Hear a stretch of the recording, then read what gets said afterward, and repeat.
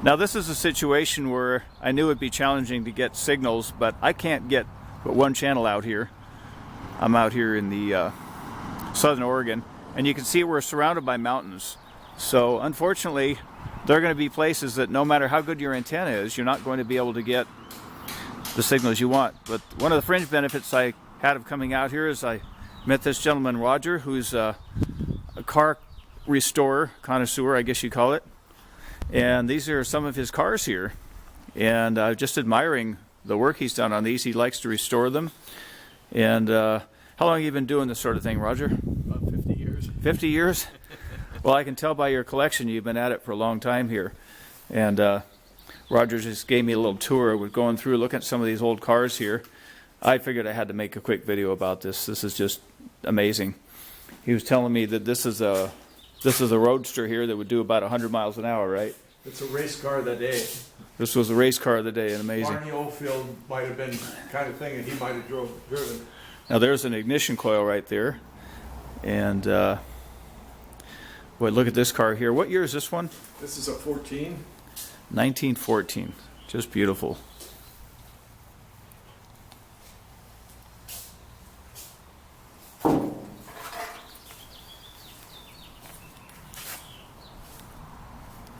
There's a hand crank on this one. 1913. Do you actually have to start this with a hand crank? Yes, that's the way all of them are started. Now you told me you broke your arm on one of these hand cranks. Is this the vehicle? No.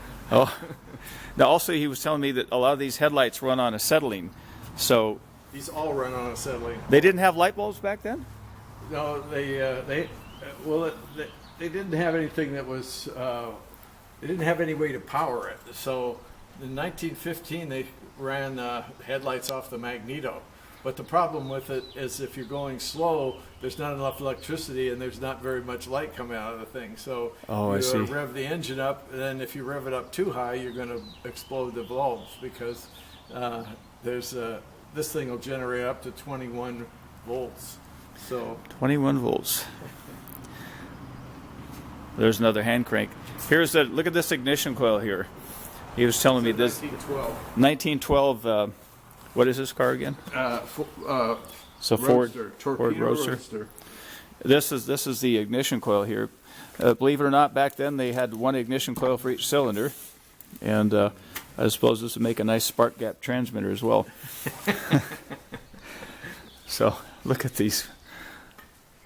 What year did you say this one was again? 1909. Amazing.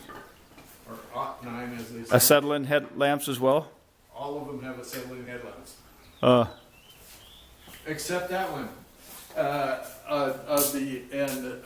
They didn't have, this is a 6, so they had to use these lamps and take them off to go to the front door because they didn't have a porch light. What fun. You're having too much fun in here, Roger. He's got his, got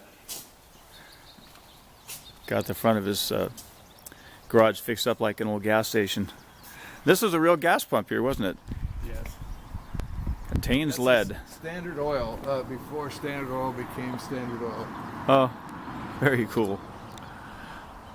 Well, I know it's an unusual video for my TV repair channel, but once in a while I got to put something a little different on it.